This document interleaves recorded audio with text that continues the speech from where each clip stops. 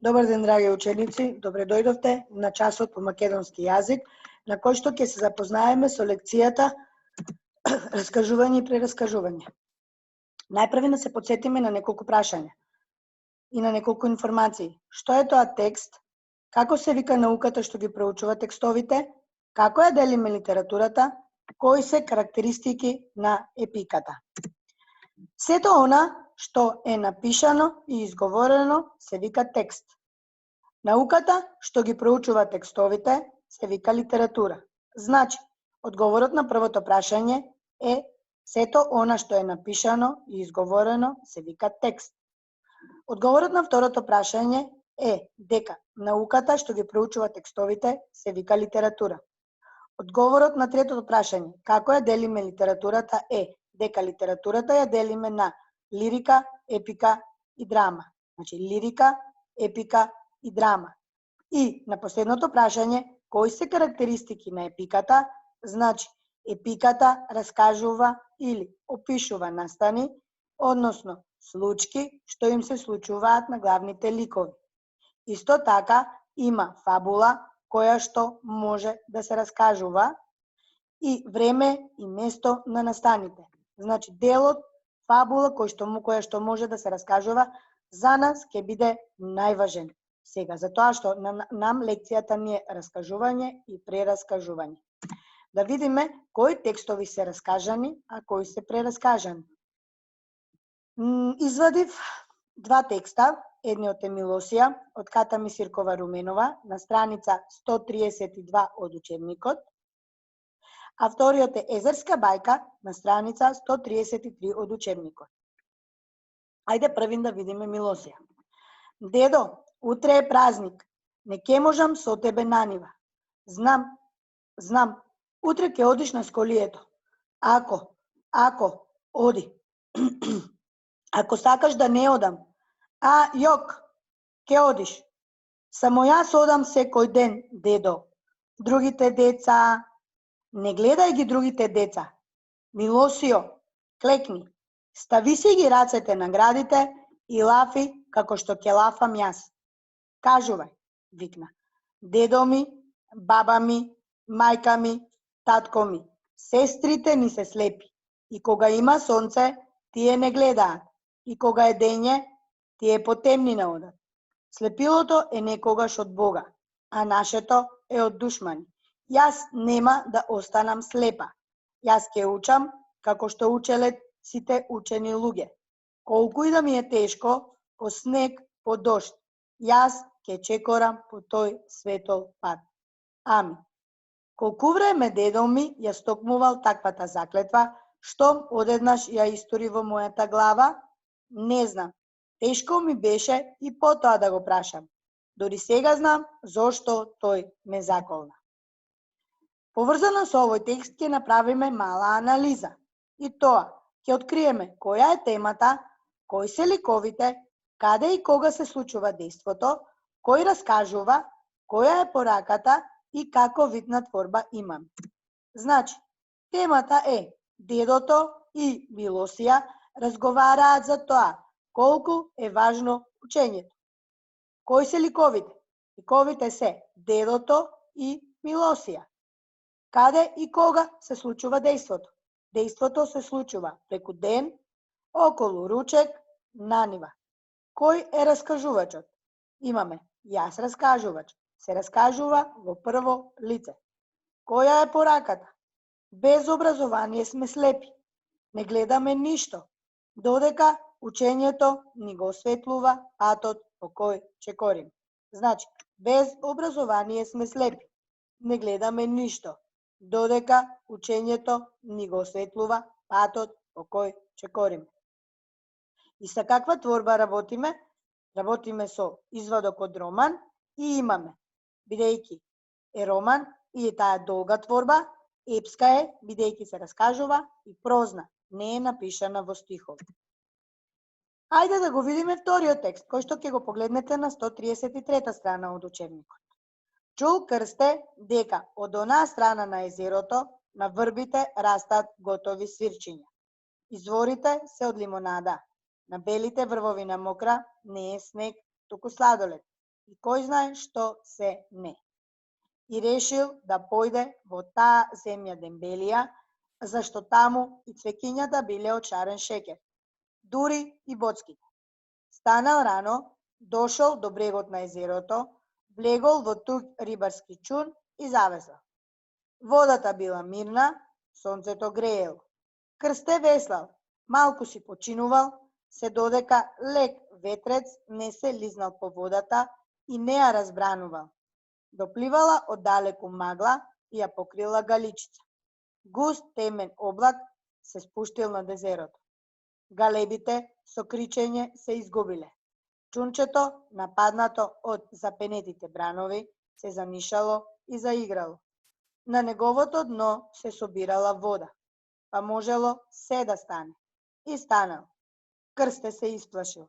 Знаел дека бурата може да го довлече до дното, на водата, и се обидел да весла. Добил преслаб да се бори против ветерот. Се згрчил и завивал по помош. Никој не го чул од грмотевиците и ненадејниот плисок. Не видел никого и ништо. Ни сонце, ни галеби. Голем, заматен бран го поклопил и чунот и детето. И тоа не знаело дали е ова сон или не. Кон чунот се тркалал втор бран. Личал на куче, па на лебед, најпосле се претворил во магесник со црвени очи и бела брада. И тука ќе направиме мала анализа по следниот план. Тема, ликови, каде и кога се случува дејството, кој е раскажувачот, која е пораката и каков вид на творба имаме. Значи, темата ни е незгодата на Крсте додека сакал да провери дали е вистина она што го слушнал. Кои се ликовите? Ликовите се Крсте, односно само Крсте. Каде и кога се случува дејството? Дејството ни се случува преку ден и насред езеро. Кој е раскажувачот? Се раскажува во трето лице и значи имаме тој раскажувач. Тоа го забележуваме од глаголите, да се подсетиме. И дали треба да веруваме во сето она што ќе го слушнеме? Ние пораката на текстот. Дали треба да веруваме во сето она што ќе го слушнеме? Ајде да видиме кој е видот на творбата. И тука имаме епска, прозна, но сега имаме фантастична творба. Која е разликата меѓу првиот и вториот текст? Ајде да видиме. Додека го читаме првиот текст, Милосија, раскажан во прво лице, напишан во прво лице, имаме чувство како да сме ние Милосија. Или како да наблюдуваме што работат таа и незиниот дедо и зашто разговараа. Значи, што работат таа и незиниот дедо и зашто разговараа. Или како ние да сме самите Милосија. Додека го читаме вториот текст, имаме чувство како да сме слушнале за Крсте од некого и за неговите авантури. Нити сме го виделе, нити сме учествувале во тоа. Сега да видиме. Затоа, за првиот текст Милосија ќе кажеме дека е раскажан. Зошто баш за Милосија дека е раскажан? Затоа што раскажуваме настани во кои сме учествувале или сме биле сведоци на тие настани. Значи, раскажуваме настани во кои сме учествувале или сме биле сведоци. И кога раскажуваме, ги користиме формите виде, слушна, дојде, прочита и така натаму. За вториот текст Езерска бајка ќе кажеме дека е прераскажан. Зошто? Затоа што прераскажуваме настани за кои сме слушнале, сме прочитале или сме ги виделе. Значи, прераскажуваме настани за кои сме слушнале, сме прочитале или сме ги виделе. И кога прераскажуваме настани, најчесто ја користиме Л формата од глаголите. Видел, слушнал, дошол, прочитал. Дали разбравме, ученици? Раскажуваме настани во кои сме учествувале или сме биле сведоци. И ги користиме формите, како виде, слушна, дојде. Прераскажуваме настани за кои сме слушнале, сме прочитале, а може би сме ги виделе. И кога прераскажуваме, ја користиме Л формата од глаголите.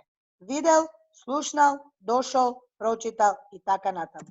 Сега, ученици, сакам вие да ми откриете кој од двата текста е раскажан, а кој прераскажан. За таа цел можете да си го стопирате видеото и да одговорите. Според тоа што претходно го кажав на претходниот слайд, многу лесно можете тука да откриете. Девојчето стигнало до изворот и таму што да види 11 мажи и една жена седат во круг. Мирно ги поздравило. Тоа биле 12 месеци. Жената сакала девојчето да одговори на прашањето кој од месеците во годината е добар, а кој лош. Девојчето одговорило дека нема добар и лош месец. Сите се од добар по добар. Вториот текст. Сите беа повикани кај директорката. Таа сакаше од нив да дознае кој ја смислил интригата за да ги спаси. Ама тие претходно се договорија дека ќе се штитат и нема да го предадат нивниот заштитник. Меѓутоа, директорката, како жена со искуство, на крајот ја дозна вистината, но сепак не ги казни. Ученици, препознавте ли?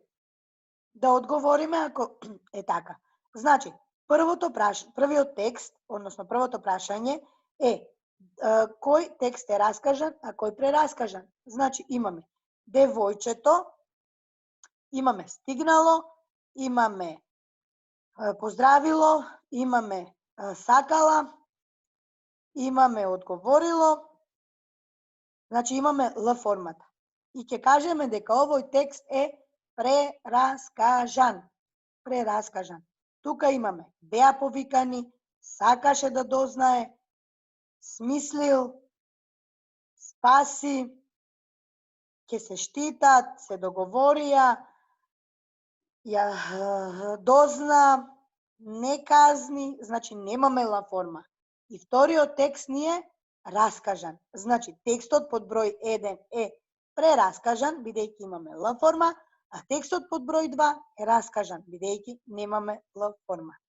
И сега, ученици, сакам вие дома да го направите ова. Да го раскажете текстот Езерска бајка, а да го прераскажете текстот Милосија. Ве поздравувам и ве оставам во добро расположение.